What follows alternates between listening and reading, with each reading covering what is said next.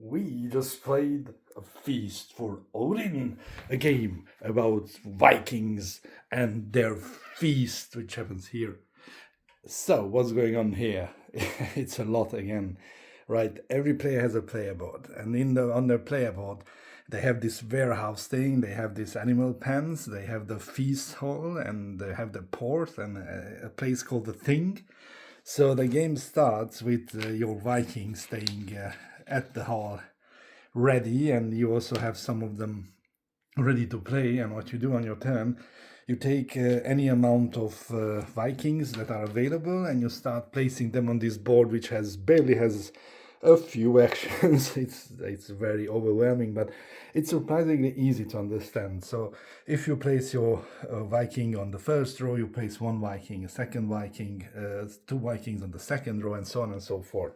So what you do is, for example, if you place a Viking here, you go into this tray and you get a fish, right? And you put the fish here. And then basically you gather the food, and what happens is that at one point in the game, there's going to be a feast. And if you have your little Vikings here, you have to fill out these slots with food, right? Like this, for example, and so on. And then you don't get minus points. And they have several rules on how to place food and whatnot. But for example, if you come to hunt, you come to the hunting game, you're going to need to actually roll a die in a Uwe Rosenberg game. And you roll a die, and then you use your weapons like traps, and you have poles and arcs, and you want to get the amount to 0. And if you get the amount to 0, you get a pelt, right? And you get how you call it, a carcass, like a meat. And the thing is that in the warehouse you can put these things like Tetris, right? So how it goes, this is like a field warehouse, right? They filled it with green stuff, is like basic stuff that can be upgraded to blue, and it becomes valuable. And the thing is that if you look at the start of the game, without any stuff here, you have a lot of minus points and a lot of icons. Your goal for the game is that by the end of the game, you put stuff on the minuses so you don't get minuses, and then you can go freely and score your little ships and other bonuses. But the thing is that, for example, there are rules here that greens cannot touch each other, right? They can touch like diagonally, like in the corner, but blue can touch anything, and blue can be placed next to each other. So this is how you play around. But then when it comes to food, you cannot store food here. You have to buy one of these annexes, and here it shows that you can store food, right? And food also has a basic food and advanced food, whatever. So the thing is that you gather all these things. Like, for example, you come here and you get a free sheep, or you can pay 1 silver to get a cow, and you have to send 3 of your people. But if you send 4 of your people, right, which lowers the amount of stuff you can do around, you pay 3 silver and you get both of them. And then you keep them here, and if there are 2 or more here, one of them gets pregnant, and then it gives birth to another one, and it grows.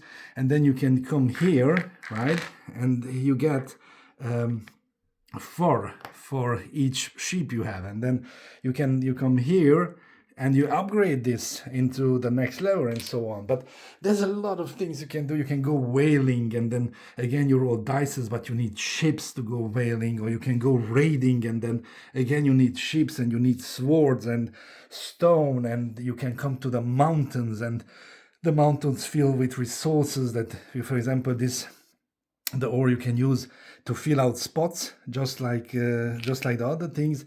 But you can also upgrade your ships, right? The ships have spaces for upgrades, and this also gives you much more points when you're trying to whaling, or you're trying to raid something, or you want to pillage and whatnot.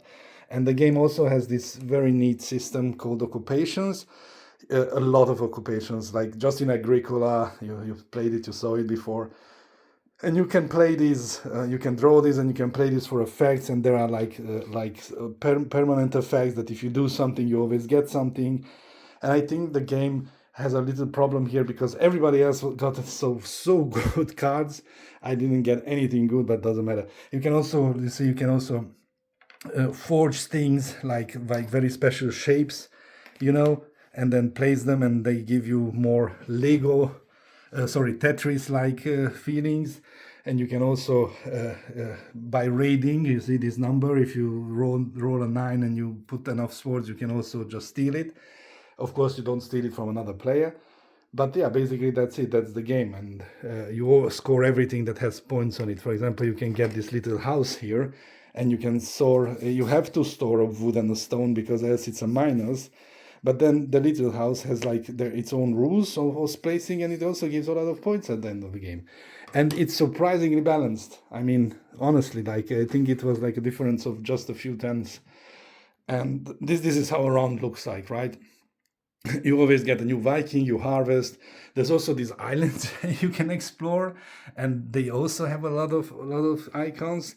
But it's very, very cute, and it also has a very cute first player token, which is a moose. So go and have fun with the moose. Bye.